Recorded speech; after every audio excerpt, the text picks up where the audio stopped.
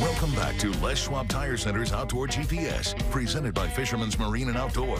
Now it's time for your weekend tech tip, brought to you by Chevy Silverado. Welcome back, everyone. Now, tech tippy-ish.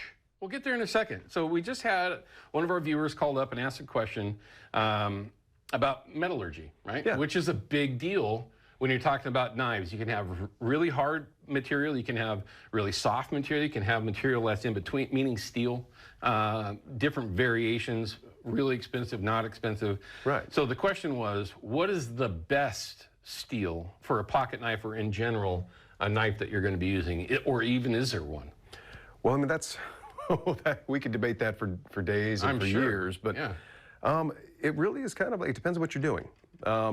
So when you think about steel, a lot of times with things like a pocket knife, you want it to hold an edge as long as possible. Absolutely. And so that means making the blade a little harder, make the blade a little tougher. So, and that, a lot of that is in the matrix of the steel, those carbides that get formed when you heat treat the steel. That's part of the magic. Sure. And then the downside of that can be, though, that it can be a little harder to sharpen. Sure. And so sometimes, like for a pocket knife, you know, you're not too worried if it doesn't cut your UPS box or whatever. It's okay. You've got some time. If you're out in the field, you might not want the hardest, craziest steel in the world. You might want something that's a good compromise, where it holds an edge well, but it's also relatively easy to resharpen. And so I would generally, you know, if I was going to take these out with me, maybe I'd carry a diamond stone. I'd make sure I could wet a little edge back onto that as I was going, because as you're cleaning, as you know, I'm sure more than me, especially something big like an elk, you can burn through your edge just working on stuff. I've cleaned a lot of elk, but it's never my own. Anyway, I'm not going to delve into that one. Okay, so on that question, when you're talking about the best steel, is there, everything's got a name. I mean, is there like one steel you'd be like, as a designer, going, oh, I finally get to work with this material, like I'm super excited about this material? Is there something like that? We're real happy with our CPM MagnaCut. We've used a lot of that. It's been a great compromise. Again, it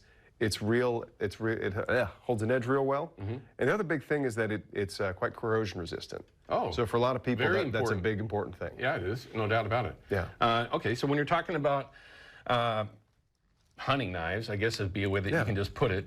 You got different versions, right? You got belly knives, you know, they got plenty of belly to them. You got the same similar design, but with a gut hook, and then you've got skinners, of course, with their own sheaths. But this is an inexpensive knife. These are not expensive at all. Correct, yeah. Does that mean that this one, the steel, is going to be a little bit less expensive? So something that's easier to sharpen, maybe not as hard as something that's coming out of maybe the live wire? Oh, and in this case, that's correct. But this is a D2 steel, so this is not a low grade steel. It's not you know, bottom of the barrel. But D2 is a tool steel, and again, it holds an edge real well, and it's. In this case, we have a nice stone-washed finish on it to help with that corrosion resistance, again, because... They look really good, and this is what I used last year. I believe it was this one. Very nice knife. It held the edge very well. I did put an edge back on it, but it was just a couple of deer, so I mean, it wasn't too dramatic. Yeah, no, and so they've been good, and so we have that nice belly on these knives. And then our caper, little more of a point. Again, you're really getting in there and doing your fine detail work with this. And then for those who like a gut hook, we have a gut hook version. And people don't like gut hooks?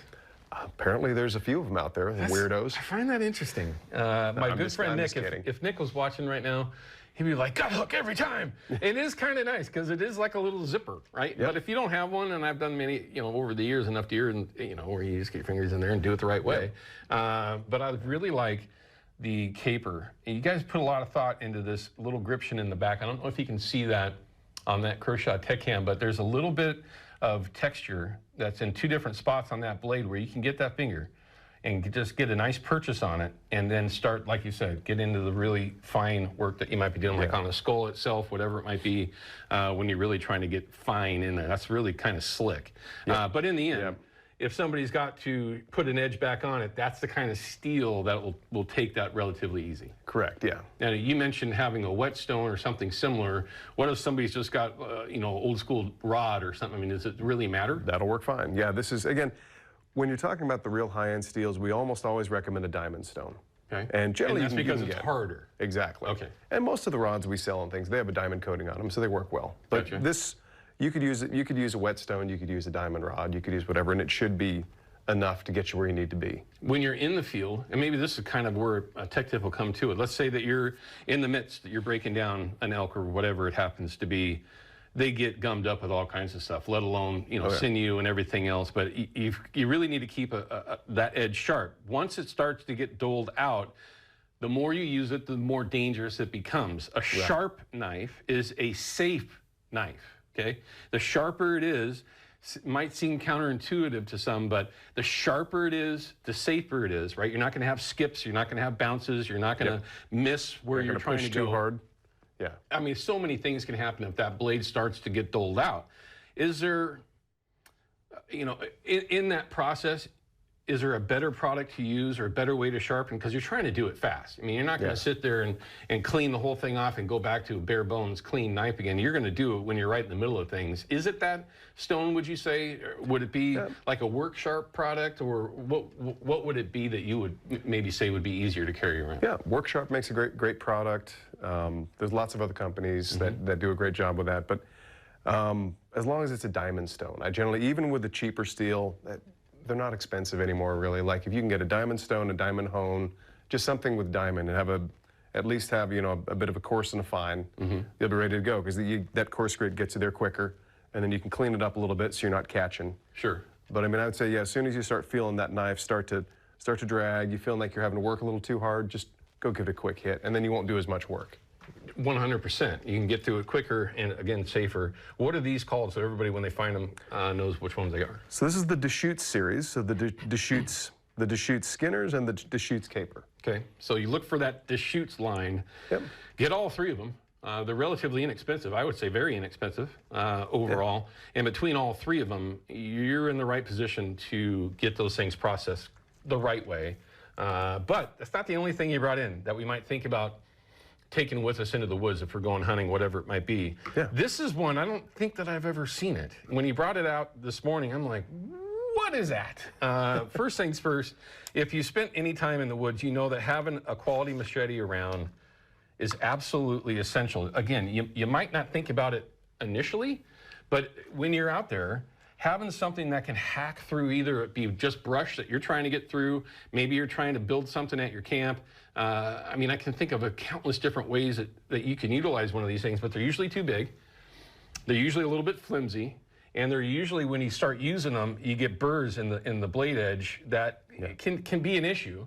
But the design of this one kind of makes it a little bit more user-friendly with that big belly that's in it. Exactly. It's got all that extra weight toward the front, and that really helps you when you're chopping. It's a super thick blade, too. It is, yeah. I don't know if that shows up on camera, but it's a beefy blade. It's like 3/16 of an inch thick. I mean, when you put it in your hand, you feel that, and that's just inertia, right? When you're trying to chop your way through whatever it is, even if it's blackberries, let me give you some advice here. The lower you can go, the lower you can go to the ground, the better. And you all know what I'm talking about, especially if you hunt the west side.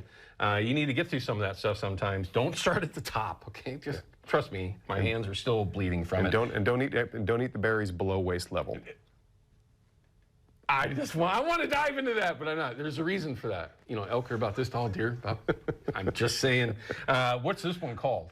This is called the Camp 10, and we have two versions of it. Camp Tan? Camp 10 Tan, yeah. Oh, okay, gotcha, because of the coloration here. Correct, yeah. Yeah. Now, he's got a story on that. I don't have time to get to that right now, but that's kind of interesting. I mean, this is just a slick Camp 10 machete. Very, very interesting. Something that, if you're in the market, take a look at it for sure. Fisherman's carries pretty much everything that Kershaw has. Maybe they have this. I'm not certain, but it is something to look into. Okay, we're going to cut to a quick break. When we come back, I want to talk about the thing that we all carry. I have not had a pocket knife in my pocket, like right now. I'm like, where? Okay, it's right there. Since I was in high school. This is something that a lot of us have with us every single day, and there's one here that I really want to talk about. We'll be right back. Outdoor GPS is brought to you by Yakima Bait, steeped in tradition, innovation, and fishing success. Procure Bait Sense, ruthlessly effective. And by North American Metals Incorporated, first choice for all your metal roofing and siding needs.